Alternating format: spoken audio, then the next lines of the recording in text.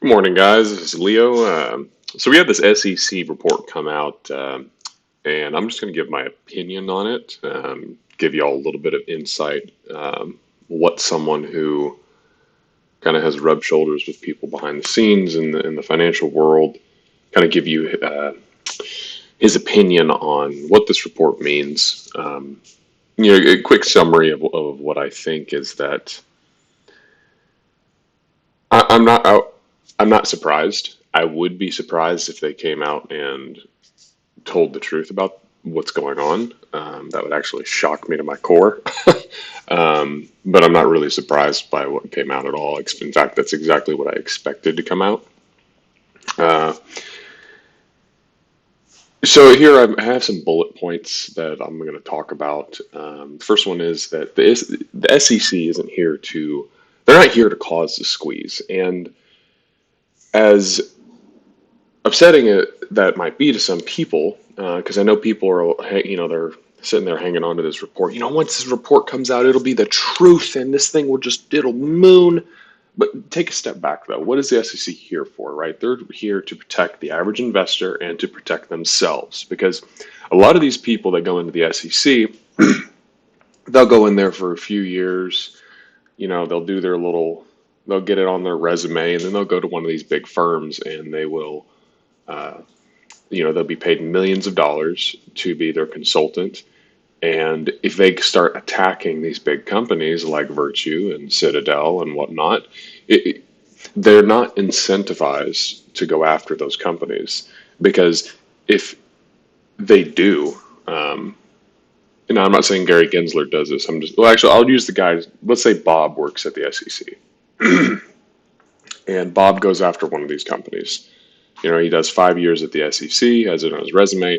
Now, let's say he goes to a company, Goldman Sachs, for example, and he tries to get a job there. Well, they're not going to hire him because let's say he attacked, um, Goldman in they exposed something they were doing. Well, they're not going to want to hire him then. So that's something that's at play. Also, they're not incentivized. For a moment, let's assume that the apes and retail traders are correct in the trade thesis that there's this large amounts of naked shorting going on. This thing's going to rip to the moon.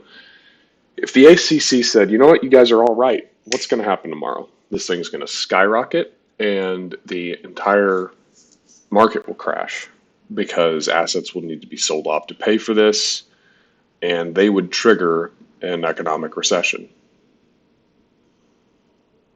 They don't want to do that.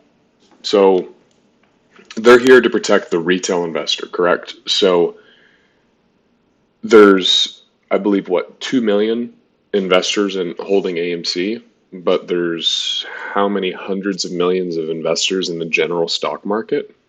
So they're looking at this and they're saying to themselves, basically, okay, well, we can reveal everything that's going on, which will cause the economy to go into recession.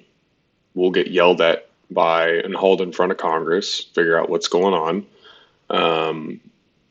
And we will cost pensions to a lot of retirees and all this, and that'll all be on our shoulders because we triggered it.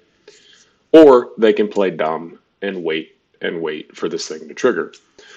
Now, I think what they did here is they left out a lot of what's actually going on. They didn't, I don't think, and I briefly read the document, but I don't think they're necessarily lying. I think they're omitting and leaving out lots of the truth. So, they said here the underlying causes of the meme stock phenomenon that are unrelated to market structure are a subject of speculation that is beyond the scope of this report. So right here, they're telling you right off the bat, we're not going to address, what caused the run up, even though they kind of do in a roundabout way. They tell us mostly what we already know, what I already knew, that what happened in January was a liquidity squeeze. So what that means is that, so theoretically, if you have 100,000 shares trading, that's your circulating supply. But what happens when, let's say, you buy up all those shares and people are just holding them, and you have, let's say, 1,000 shares trading. Well, now you have a liquidity issue because there's no share shading, no shares trading, and lots of people want to buy. So that's an imbalance in the supply and demand. It's also what I think is going to end up happening with Shiba Inu coin, which I've been meaning to make a video about that. But essentially, because everybody is holding these shares and not selling, and you do have some new people coming in, it takes a smaller and smaller amount of money to be able to push the price higher. So what ended up happening was uh, the result of the January run up wasn't necessarily hedge funds being liquidated and then having to buy back massive short positions. A lot of it was uh, there was a liquidity issue with the amount of shares being able to be traded, and uh, retail coming in and wanting to buy. So that was a big part of it. And I already knew that. I mean, a lot of this, it's not new information to me, maybe to some of y'all. But now here's where they start to get a little bit dishonest. So they talk about GameStop's short interest, and they cite back an old uh, mention on Reddit from April 2020 saying that it was 84%. Okay, well, that's great. And I haven't verified that that's true, but I imagine that it's in the SEC report, so it is true.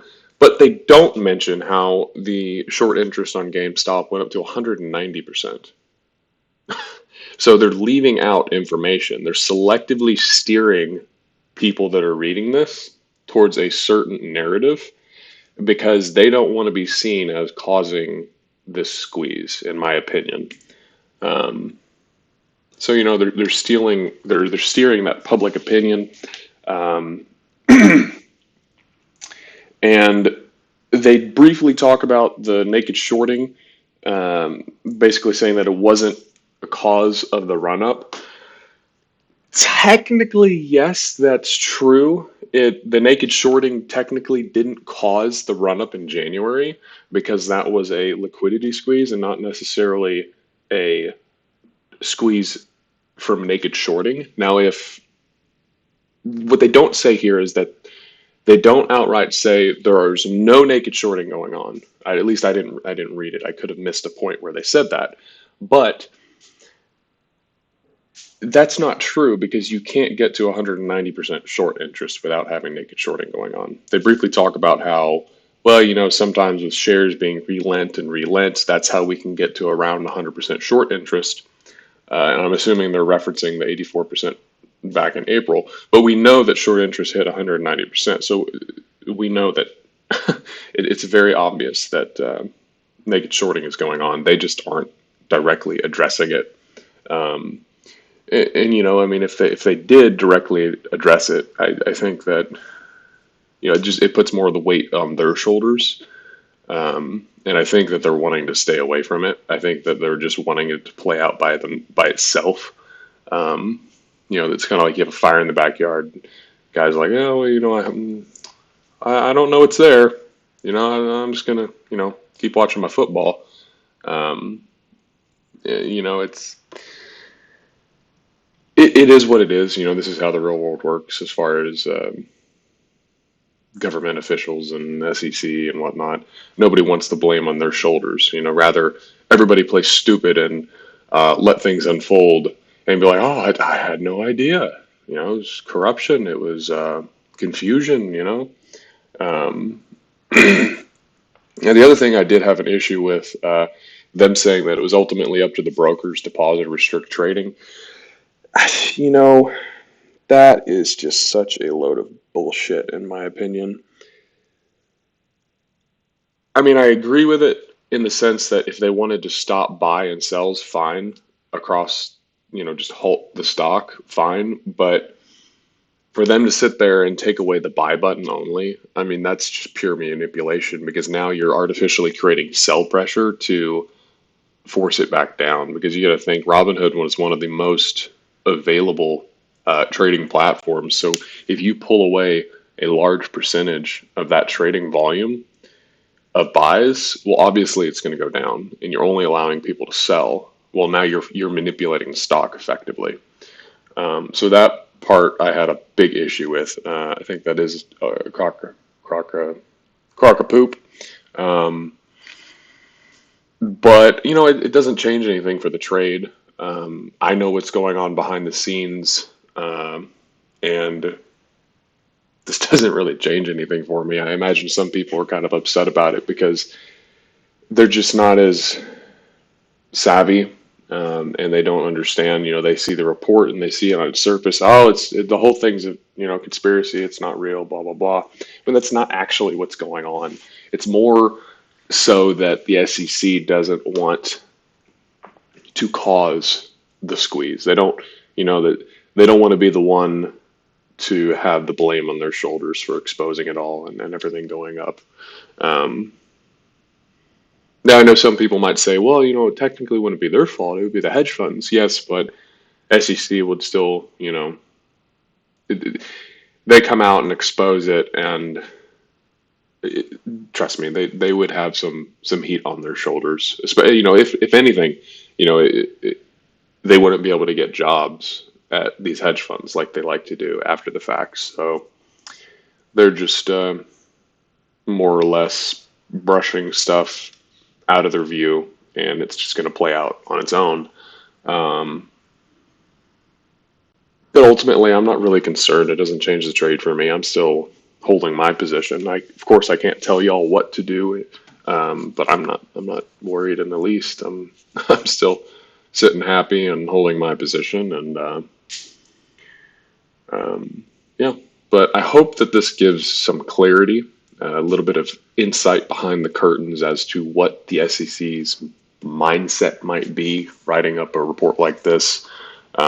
It's essentially it's just a fluff paper. It's just they just told us a bunch of information we already know to kind of hush the public or distract them or whatnot.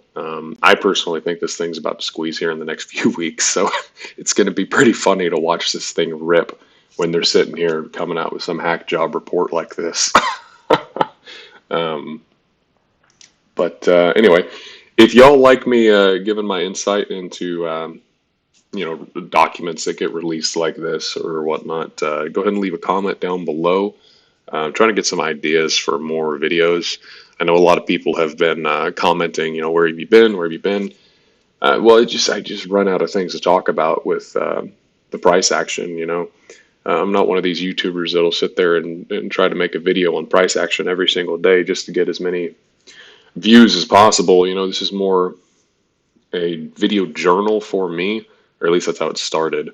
But I actually really enjoy talking to people in the comments and helping them now. So, I mean, trying to give some insights. Anyway, just leave a comment below. Let me know what you think. If you want me to do more like this, or I can just stick to the technical analysis. But until next time, y'all take care. Bye. There it is.